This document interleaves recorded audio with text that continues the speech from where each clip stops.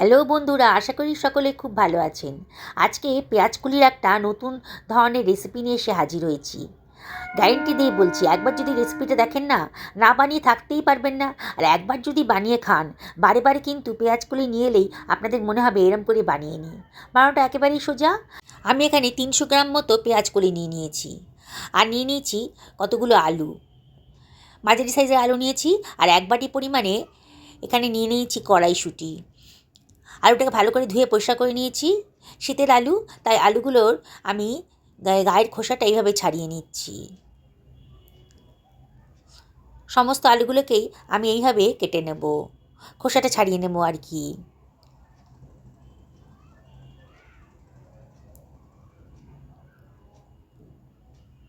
বন্ধুরা, শীতের আলুতে কিন্তু অনেক নোংরা লেগে থাকে, তাই কাটার আগে খুব ভালো করে ধুয়ে নেবেন।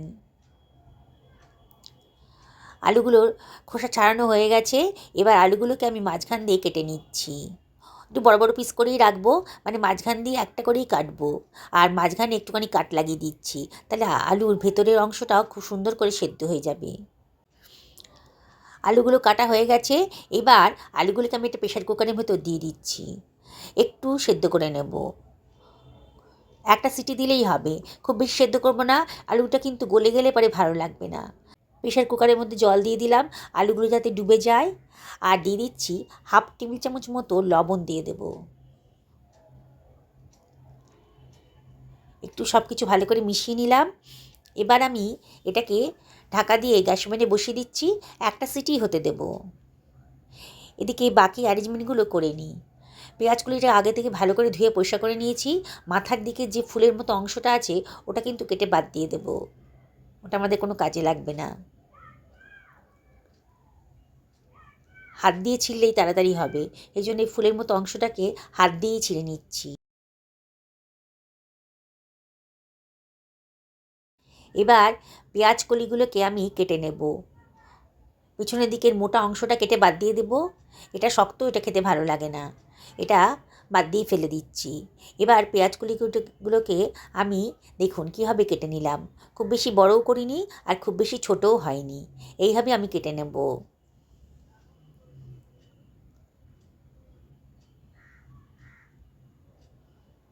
কাটা হয়ে গেছে। আমি এবার এগুলোকে একটা পাত্রের ভেতর সরিয়ে রাখছি। আমি একটা মশলা বানিয়ে নেব। মিক্সার গ্রাইন্ডারের ভেতর 1 ইঞ্চি পরিমাণ আদা কুচি দিলাম, কতগুলো রসুনের কোয়া দিলাম।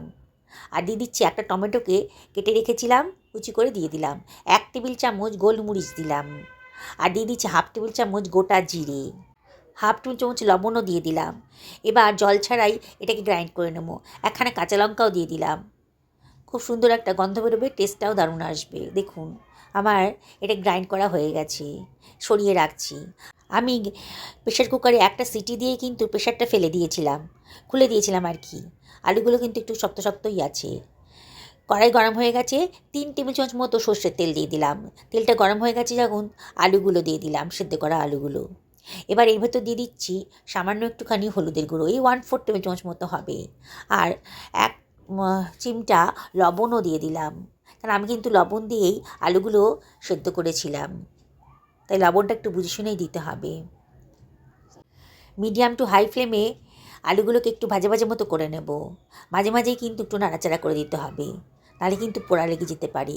দেখুন আস্তে আস্তে কিন্তু আলুর গায়ের কালারটা চেঞ্জ হয়ে যাচ্ছে, বেশ সুন্দর একটা কালার এসে গেছে। এবার আমি কেটে রাখা পেঁয়াজকলিটা এর ভেতর দিয়ে দিলাম, দিয়ে সব কিছু আবারও খুব ভালো করে মিশিয়ে নিচ্ছি।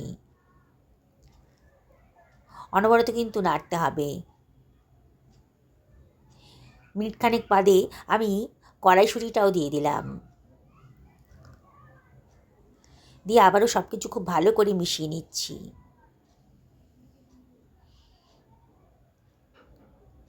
মাঝে মাঝে কিন্তু একটু নাড়াচাড়া করে দিতে হবে।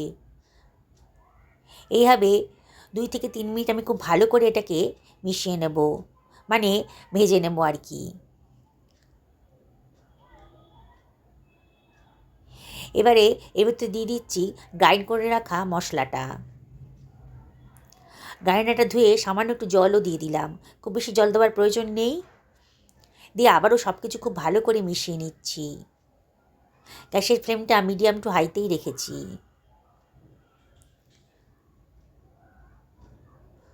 এবারে এর ভেতরে আমি দিয়ে দিচ্ছি 1/2 টেবিল চামচ মতো হলুদের গুঁড়ো, আর দিয়ে দিচ্ছি 1 টেবিল চামচ মতো ধনের গুঁড়ো, আর দিয়ে দিচ্ছি 1/2 টেবিল চামচ লঙ্কার গুঁড়ো, আর 1/2 টেবিল চামচ মতো কাশ্মীরি লঙ্কার গুঁড়োও দিলাম জাস্ট কালারের জন্যে। লঙ্কার গুঁড়োটা কিন্তু আপনারা নিজেদের পছন্দ মতো দেবেন। 1/4 টেবিল চামচ মতো লবণ দিলাম। আবারও সব কিছু খুব ভালো করে মিশিয়ে নিচ্ছি। এই রেসিপিটা একটু ঝাল ঝাল খেতেই ভালো লাগবে, তাও বলছি আপনারা কিন্তু লঙ্কাটা নিজেদের পছন্দ মতো দেবেন। দিয়ে সব কিছু আবারও ভালো করে কষিয়ে নেব। অনবরত কিন্তু নাড়তে হবে, না হলে কিন্তু পোড়া লেগে যাবে।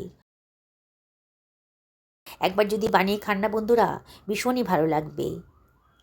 আর এর ভেতরে আমি দিয়ে দিচ্ছি 3 টেবিল চামচ মতো টক দই, ভালো করে ফেটিয়ে নিয়েছিলাম, টক দইটা দিয়ে দিলাম। টক দইটা দেওয়ার সময় কিন্তু গ্যাসের ফ্লেমটা অফ করে দেবেন, নাহলে একেবারে লো করে দেবেন। বাটি ধুয়ে একটু জলও দিয়ে দিলাম, নাহলে কিন্তু দইটা ফেটে যেতে পারে, তখন দেখতে ভালো লাগবে না।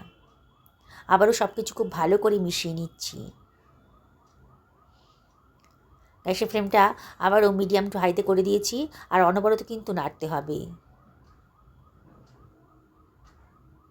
আলুটা তো সেদ্ধ করাই ছিল, আর পেঁয়াজকলির গা থেকে আর টক দই থেকে, টমেটো থেকে অনেকটা জল বেরিয়েছে, তাতেই কিন্তু বেশ সুন্দর করে সব কিছু সেদ্ধ হয়ে গেছে। দেখুন, খুব ভালো করে এটা মিশিয়ে নিতে হবে। আমি 1/2 টেবিল চামচ মতো চিনি দিয়ে দিলাম, এটা অপশনাল, দিলে পরে খেতে ভালো লাগবে, পছন্দ না হলে অ্যাভয়েড করবেন। 1/2 টেবিল চামচ মতো কিচেন কিং মশলাও দিয়ে দিলাম, দারুণ সুন্দর একটা গন্ধ বেরোবে। বেশ খানিকটা ধনেপাতা কুচি দিয়ে দিয়েছি, দিয়ে সব কিছু আবারও খুব ভালো করে মিশিয়ে নিচ্ছি। দেখুন বন্ধুরা, রেসিপিটা যদি ভালো লাগে তাহলে লাইক করবেন, শেয়ার করবেন, আর অবশ্যই কমেন্ট করে জানাবেন যে আপনাদের কীরকম লাগলো এই নতুন ধরনের রেসিপিটা। পেঁয়াজ করে অনেক রেসিপিতে আপনারা খেয়েছেন, এরকম শুকনো শুকনো আলুর সাথে এই রেসিপি যদি না খেয়ে থাকেন তাহলে অবশ্যই বাড়িতে একবার বানিয়ে ফেলুন। আমি এটা ঢাকা দিয়ে একেবারে লো ফ্লেমে মিনিট 5 রান্না করে নেব।